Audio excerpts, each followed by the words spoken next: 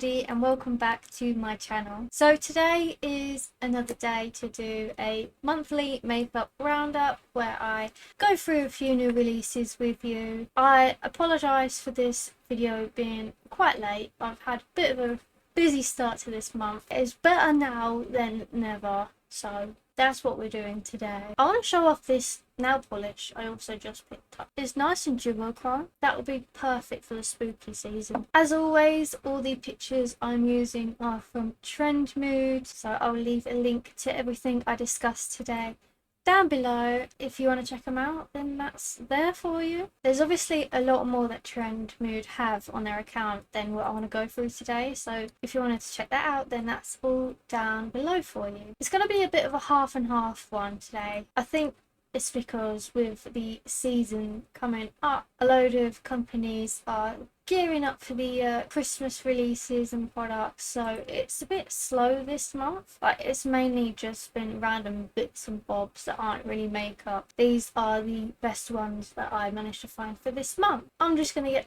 straight into it. I'm starting off with one that I just always roll my eyes at whenever I see anything related to this company or anything they release. If you couldn't guess already, it's the newest Too Faced collection. This one, they decided to collaborate with Pop-Tarts. With this, it's two mini eyeshadow palettes. So one of them is the brown sugar cinnamon palette. It has a nice mixture of like browns, golds, and then you have one like deep brown maroonish shade, and then the other one is called Frosted Strawberry Mini Eyeshadow Palette. Pretty much the same as the other one, but more geared towards pinks and deeper reds and pinkish colours with just different shades of pink, really.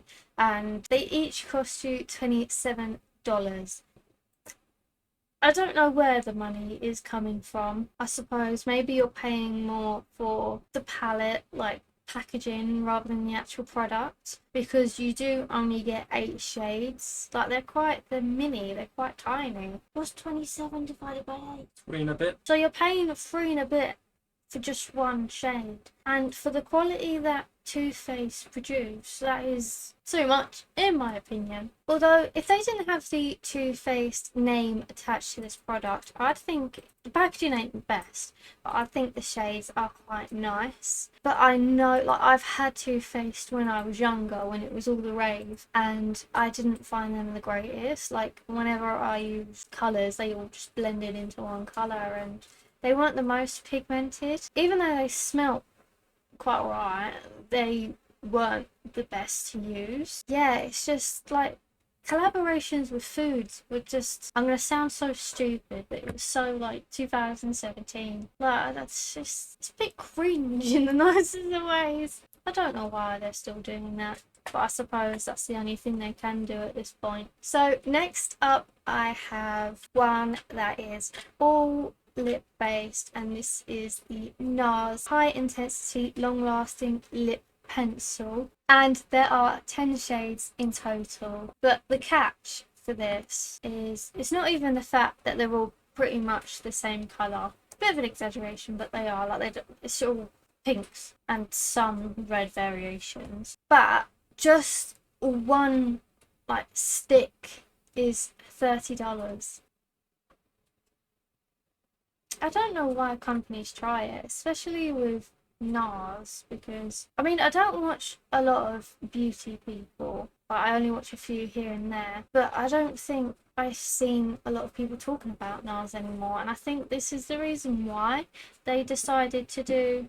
It looks like lip liners, honestly. They're a bit chunky. They're like chunky lip liners. The price tag they put on that is $30 just for one. I think that's very sad, a bit disappointing. They do look quite nice, but they look like they twist up, which is always handy. And I've been seeing that a lot happening with doing like traditional sharpening products and making them twisting. So like with the NYX Jumbo highlighting stick, that's very good. So I'm happy they included that at least. Not my favourite. Although if you are interested, they are matte and they claim that they have 12 hours stay on your lips, and they're supposed to be a cream to matte texture, so it's one of those ones. So this next palette is a bit controversial, not really because of the brand or because of the product in itself, only really because of the stamps they've used on the eyeshadow presses. So firstly, this is the Nomad Cosmetics eyeshadow palette called Gold and Grit. There are 2 gold shades and 2 brown shades, so that's a lot of gold and grit. All in all, there are 18 shades, a mixture of cool and like warm tones, bits of shimmers, bits of mattes, you know, just your typical palette, and this will cost you $49. Now, when I first saw this, I did really like it. I thought it was so pretty, and the way they laid out the colours, just looking at the palette itself and like the shades, it looked really lovely. Like if I had the money, that's something I would definitely buy. But I didn't notice, like, so with the stamps, like you've got some shovels, you've got some windmills, because they're sticking with like a Western theme. So you've got, you know, when you've got the like bull skulls that they have in like Western movies, and then like an outline of a cowboy. But I didn't notice this, but it looks like there's a hanging skeleton stamped on a couple of the shades, because it's like the same. I think there's 3, 4, I think it's like 4 stamps apart from like the N in the middle, so that's throughout the palette. On a few of them it looks to be a hanging skeleton, and I didn't notice until I looked through the comments at like what other people have put. There's nothing that gets you going than putting the shade hanging skeleton on your eye, is there? That's only really the big downside of this. Like, it's so gorgeous, and I know it is $49, but it looks really good apart from the hanging skeleton. I don't know why they had to do that. They could have done anything else. They could have attempted to draw a hay bale that goes like rolling across, or like they could have done a cactus, because that's all Western, isn't it? Yeah, exciting but slightly disappointing. If they removed that hanging skeleton, I think a lot of people would definitely like it a lot more. On to the last release now, and I'm very excited to lay my eyes upon these pictures. There's not a price attached to this, so I don't exactly know, but looking at the pictures, it's definitely got to be very pricey. Definitely out of my price range, probably definitely out of a lot of people's price ranges.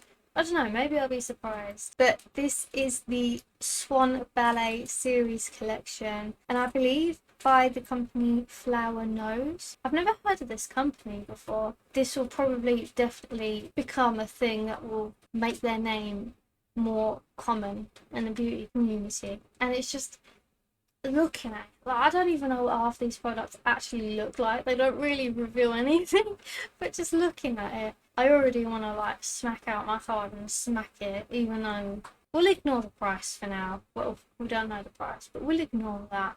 Pretend I have all the money in the world. I'd get this, even like even if the products are really rubbish, they just look gorgeous, and it's definitely something you could just have on the side to store as like it's a knick-knack, but like a better word for it, a display item. I'm going to read out to you everything that's a part of this collection. It's going to be quite long, so bear with me. But you get 3 6-colour eyeshadow palettes, 5 liquid eyeshadows, 9 shine lipsticks, 5 embossed blushes, 3 music box loose setting powders, 2 perfumes, 3 hand mirrors, 2 love blush brush, it's a bit of a mouthful, paddle hairbrush, 2 hair clips, 2 mini powder puffs, medium gift box, and an all-in gift box. So quite a lot. They've really gone all out with this, and you can see that through the pictures. Like, I think the mirrors look lovely, the powders look absolutely lovely, the brushes look lovely, although I'd be too terrified to get the brushes because I just feel like they break easy and it would make me really nervous.